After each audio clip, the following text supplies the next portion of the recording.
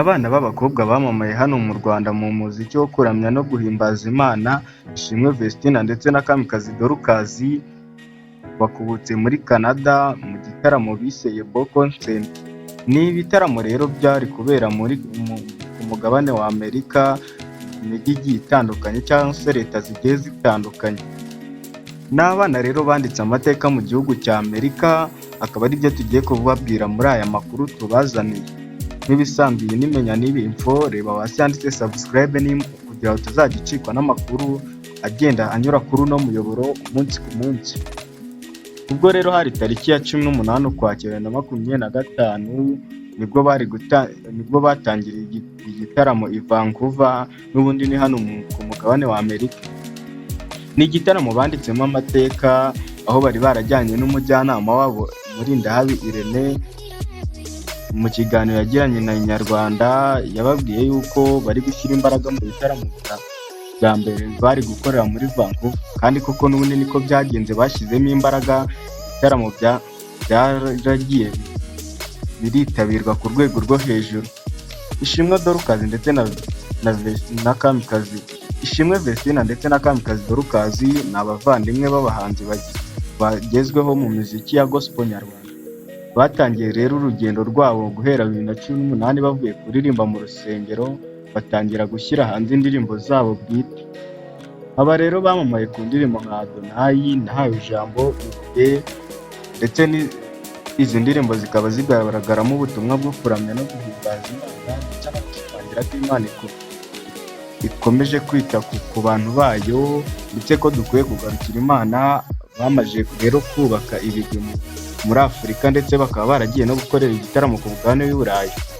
Ni ibitaramo rero byaranzwe no kwitabirwa gukomeye, byari ibintu bishyushye cyane, aho ibi bitaramo byatangiriye Vancouver bigenda bikomeza no mu mijyi igiye itandukanye. Vestina rero na Dorcas bafatwa nk'ijwi ry'imbaraga mu muziki wo kuramya no guhimbaza Imana, bikomeje gutanga icyizere cy'ahazaza ko ejo heza h'umuziki wa gospel nyarwanda uri kugenda waguka ujya hejuru. Ibi rero ubwo batangiraga igitaramo cyabaye ku wa gatandatu tariki ya 18 Ukwakira muri Vancouver, umwe mu mijyi ihenze cyane muri Canada kandi utuwe n'abanyarwanda bake. Nubwo byari bimeze bityo, ariko aba baririmbyi bombi bakiriwe mu buryo budasanzwe n'abakunzi babo bazi Imana, bituma igitaramo cyabo cya mbere cyuzura ku buryo byarenze ibyo bari biteze.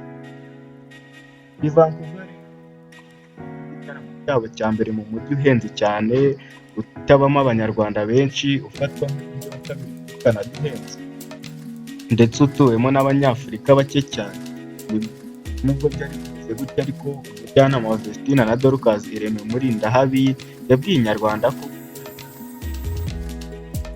babonye abantu buzura sare y'aho bari bakoreye, ati aho twakoreye hari huzuye hose, abantu bose bitabiriye ku rwego rwo hejuru.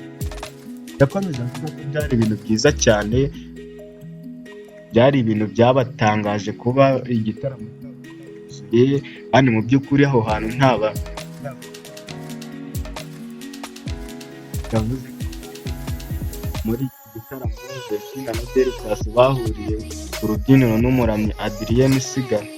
Murindahabi ashingiye ku kuntu bakiriwe mu gitaramo cya mbere ari ikimenyetso cy'uko n'ahandi bari kubikora bari kugenda neza, kandi koko n'ubundi niko byagenze neza.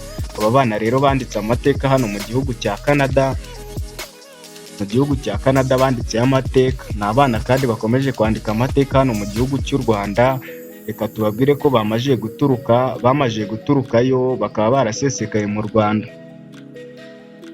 Aba bana rero bakomeje gukora indirimbo zo kuramya no guhimbaza Imana mu buryo bw'ubunyamwuga, mu buryo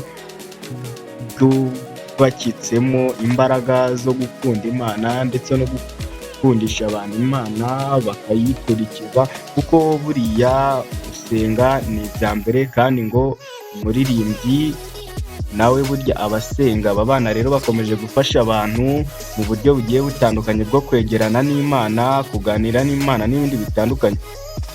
Uyu muyoboro rero ukugezaho update z'ingenzi mu ngeri zose, haba siporo, haba imyidagaduro, haba amakuru asanzwe yo hanze y'igihugu n'imbere y'igihugu. Niyo mpamvu mubwira ngo kanda subscribe aho hasi kugira utazajya ucikwa n'amakuru anyura kuri uno muyoboro.